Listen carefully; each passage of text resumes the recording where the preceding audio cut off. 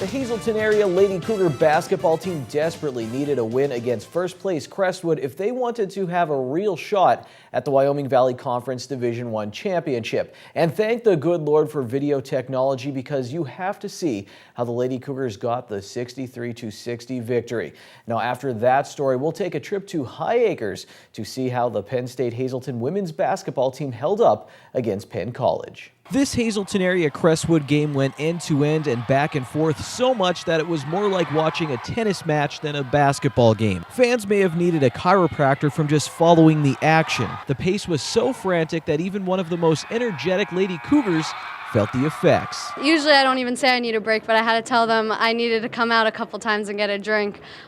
We started holding the ball towards the end, and then that's when we got tired, and then pressing the whole game. It just all adds to it. Alyssa Sitch never looked tired on the court. She finished the game with 27 points and hit 10 of 13 free throws in the fourth quarter to help the Lady Cougars close out the victory. It was a win Hazleton area needed after two tough conference losses where they gave up leads. They had the lead against Crestwood at halftime, but the Lady Comets, led by Rebecca Rakowski and Maddie Ritzik, stormed back in the third quarter to take a 44-43 lead heading into the fourth quarter. We went down.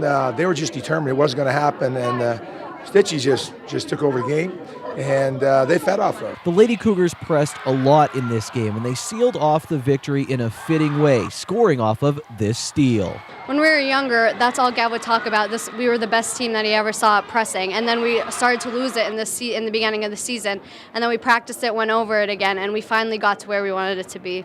Lady Cougar head coach Joe Gavio has high praise for his bigs Lexi Wolk, Brianna Woznicki, and Christy Kashak after their performance against who he says are two of the best bigs around in Crestwood's Ritzik and Rakowski. For our bigs to hang in there and give up a couple that looked easy. You're not going to get everyone, but they get some big rebounds.